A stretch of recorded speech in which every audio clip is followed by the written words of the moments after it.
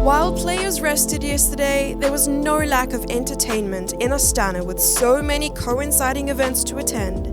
During the rest day, Timur Gureyev hosted a 14-player simul at the St. Regis Hotel.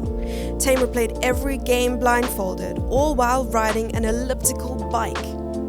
Games lasted roughly 5 hours and the final score was 13.5, 0.5 to Gureyev. He seemed in high spirits after the exhibition, making time to greet fans, take photos and sign autographs.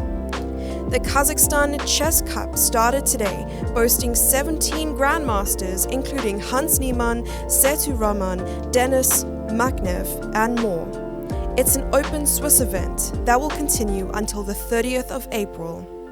The World Championship trophy was on display today in the media area, giving spectators and guests a chance to pose with it and even hold it. The trophy weighs a whopping 4.5 kgs and is modeled after the Beitarek Tower in Astana. Today was Game 10 at the FIDE World Chess Championship match. The ceremonial move was made by Konsulu Zakaria, president of the National Academy of Sciences of Kazakhstan and developer of Kazakhstan's Quazvac vaccine. Ding meant business, bringing back the English opening for the second time this match. With only 5 games left, he is fighting to level the score against Jan, which before the round was 5-4. Players repeated the English 4 knights, and Ding deviated with the sharp e4. Jan played bishop c5. So bishop c5 is actually an attempt to force a draw. So basically there are 2 moves here for black. Like there's Bishop c5 is basically where the bishop belongs.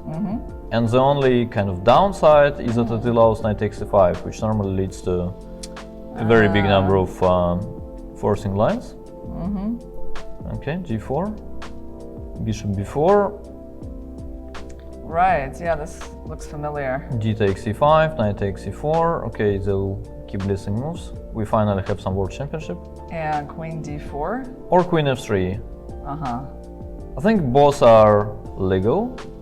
He goes to g4 now. No, he goes to f3. f3? Okay. Yeah.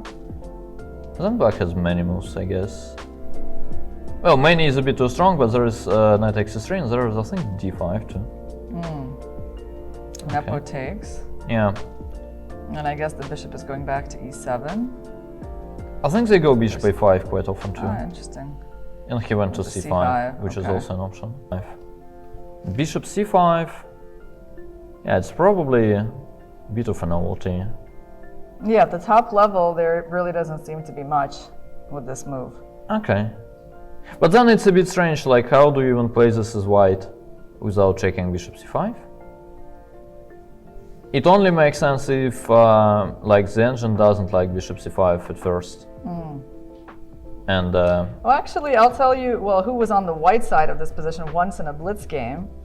It was actually Jan Nepomniachtchi. Ding was caught by surprise. But bishop c5 came as a totally surprise to me. I have to figure out the idea after during the game. After queen g3, Jan makes a very interesting looking move, king f8, after only 2 minutes of thinking. It must have still been prep.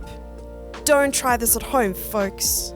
Nepo is showing his preparation in the English opening. It's definitely a very unusual looking position for someone who hasn't previously seen these kinds of positions, with the king on f8, black not being castled, and black suddenly just pushed the pawn to h5. A few moves later, Ding had the critical choice of either playing bishop e3 or to go straight into the ending with bishop takes d6. Oh, he took it. yeah. Wow. I mean, I'm a little surprised. But it's okay. Maybe it's because I'm just so biased towards playing the middle game. Yeah. No, it kind of makes sense. Like his opening didn't go his way. Bishop takes d6 is not exactly a draw offer. And well, it's 4 games to go, not 1. Yeah. So why not? Actually, I had some advantages. At one point, I'm wondering if I could retreat the bishop instead of taking on d6, but I didn't know if it's possible to go back to bishop, but maybe it's not possible. Maybe it's just a very bad move. So I played the nature move, and I guess he defends quite well. So I didn't have so many chances in that game. Ding tried to get something from the ending, but Jan defended actively. Ding has been having an extra pawn because his pawn structure wasn't really the best in the world. Nepo is trying to take advantage of that to get a draw, and right now Nepo played this move, which looks a little bit surprising because it just gives up the pawn that he's been trying to hold on to, Daniil, but it looks like he wants to trade this pawn for the pawn on c3. Right, and then both his rooks will be active, and in general, given the fact the number of pawns is not big, black is very, very close to a draw. And Daniel was right. The players played it out till the Bear Kings after only 3 hours. There are only 4 games remaining. Time is ticking, and Ding is fighting to make a comeback in the match. Check out the commentary on YouTube, Twitch, and Facebook, and watch Daniel and Irina discuss the game live.